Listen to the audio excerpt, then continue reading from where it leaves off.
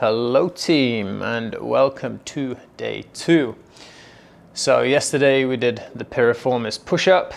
Today we do a really similar movement, or at least it looks like it, but it targets very different muscles. Okay, so yesterday the piriformis push-up, that targets the piriformis and internal and external rotation of the hips.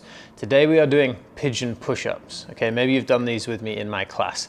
It's one that I like to do often, and for good reason, because it is so powerful. Okay, so it's a very similar movement to the piriformis push-up, but you are going from a pigeon pose. But it's important that we get the pigeon pose set up really well to begin with, so we can move into a good piriformis push-up. Now, maybe you want to grab a cushion. You want to use a cushion if you know that when you're in pigeon, your hip hovers up off the ground. Okay, so maybe you can see from this side. Let's get into pigeon pose this way. And your back toes here, they can either be flat to the earth or you can be up on them. That doesn't really matter, okay? Because the main thing is here we're getting into the hip. Now you see my left hip is floating here.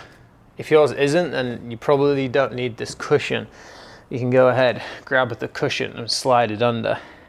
Now you want to adjust your weight here, so as much weight as possible is in the outer left hip. So I like to walk my right foot backwards and towards the left a little bit.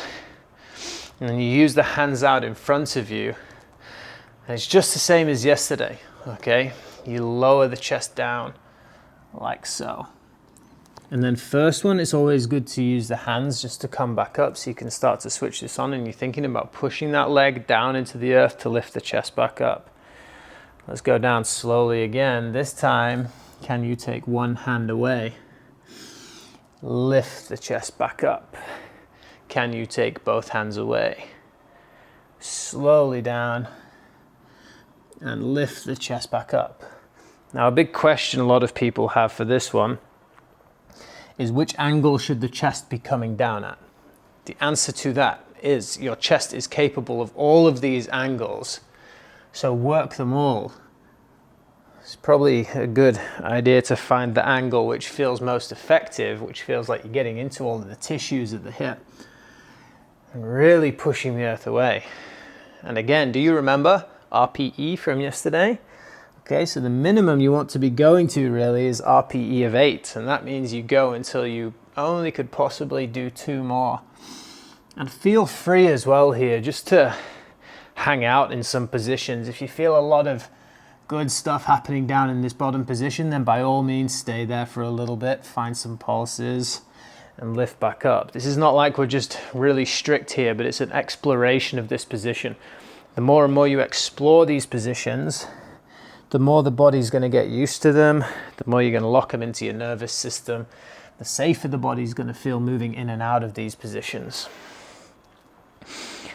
Beautiful, and then when you're ready, you lift the chest back up. Take your time coming out of these positions, okay? Take your sweet time so you can bring the legs back out in front of you.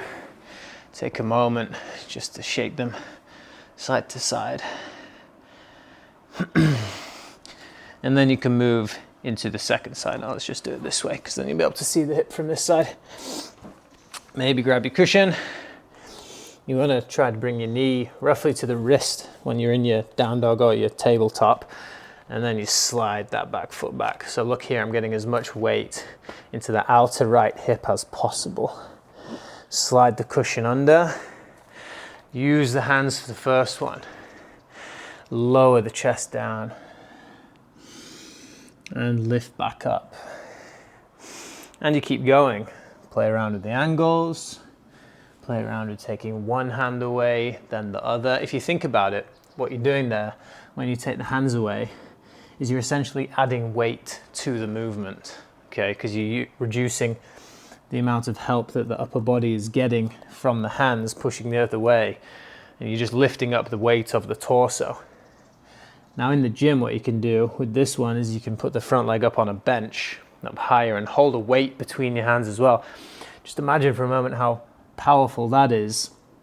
If you're holding a weight and doing this, it makes it so much easier in your yoga classes when you know you can do these movements with weights And then you go back into your yoga class and all you're doing them with is your body weight. It's so easy. You can positively glide in and out of positions with ease and strength, making your practice way more graceful. Keep it going for a few more repetitions, all the way to RPE of 8, whatever that means for you. You can just keep this going if you want. I'm going to come out of it now. So right there, what you have is your piriformis push-ups and your pigeon push-ups.